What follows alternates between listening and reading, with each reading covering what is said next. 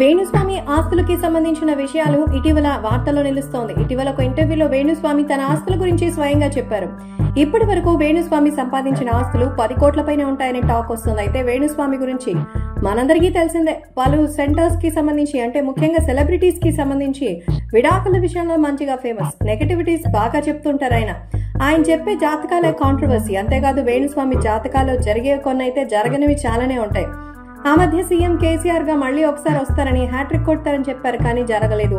Prabhas career close అన్నారు, అది కూడా లేదు.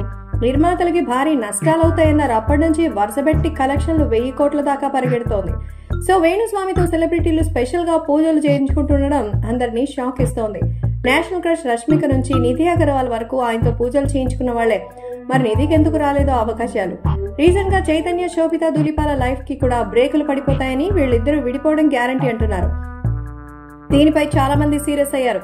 ఫిలిం ఇండస్ట్రీకి సంబంధించినటువంటి జర్నలిస్ట్ అసోసియేషన్ తో పాటు Telugu film digital media association, Telangana state తో పాటు మహిళా కమిషనర్ కూడా శ్రీమతి నీరెళ్ల శారద గారిని కలిసి ఫిర్యాదు చేశారు. సో మొత్తానికి వేణుస్వామి ఆస్తులకు సంబంధించిన విషయాలతో ఆయన మరోసారి వార్తల్లో నిలిచారు. ఇటీవల ఒక ఇంటర్వ్యూలో వేణుస్వామి తన ఆస్తుల గురించి చెప్తూ 10 కోట్లకు పైనే ఉంటుందట. పప్పు, వైన్ షాప్, ఇంకా ఇతర వ్యాపారాలు ఆయన నడుపుతున్నారు. అంతేకాదు వేణుస్వామి ద్వారా వ్యాపారాల్లో లక్షల సంపాదన వస్తోంది. అంతేకాకుండా జ్యోతిష్య పరంగా కూడా ఆయన చాలా బాగా సంపాదిస్తున్నారు.